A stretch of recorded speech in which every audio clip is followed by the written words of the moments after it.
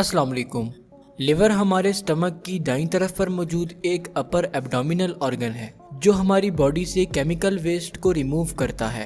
अगर किसी वजह से हमारे लिवर में इन्फ्लेमेशन शुरू हो जाए और लिवर सेल्स ठीक से काम ना कर सकें तो लिवर फंक्शन डिस्टर्ब हो जाता है, जिससे डैमेज्ड एरिया में स्कार्स बनने लग जाते हैं जो अगर लिवर के दूसरे पार्ट्स में फैल जाएं तो इससे लिवर परमानेंटली डैमेज हो जाता है, जिसे लिवर साइरोसिस कहते हैं।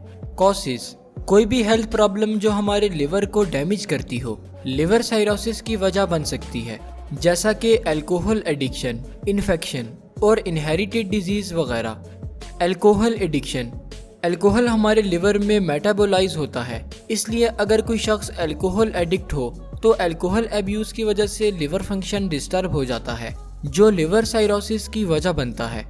इन्फेक्शन: बहुत से पैरासाइट्स और वायरसेस जैसा कि हेपेटाइटिस बी और सी वायरसेस हमारे लिवर में ग्रो करते हैं, जिससे लिवर में इन्फ्लेमेशन शुरू हो जाती है जो लिवर सेल्स को डैमेज करती है और स्कार टिश्यूज फॉर्मेशन की वजह बनती है, जिसे साइरोसिस कहते हैं।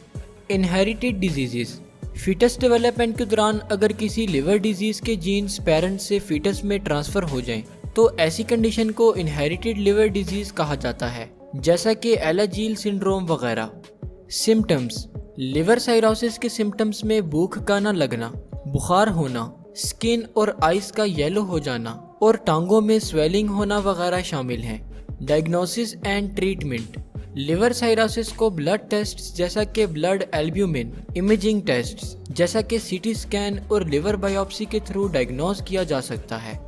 इस वक्त दुनिया में लिवर साइरोसिस की कोई ट्रीटमेंट मौजूद नहीं, क्योंकि इस कंडीशन में हमारा लिवर परमानेंटली डैमेज हो जाता है। अलबत्ता कुछ मैनेजमेंट थेरापीज जैसा कि अल्कोहल ना पीना, एंटीवायरल मेडिसिन लेना और हाइजीनिक डाइट वगैरह से लिवर साइरोसिस की प्रोग्रेस को कम किया जा सकता है।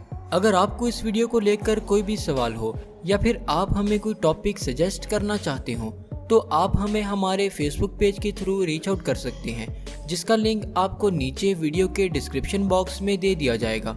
शुक्रिया। अल्लाह हाफिज़।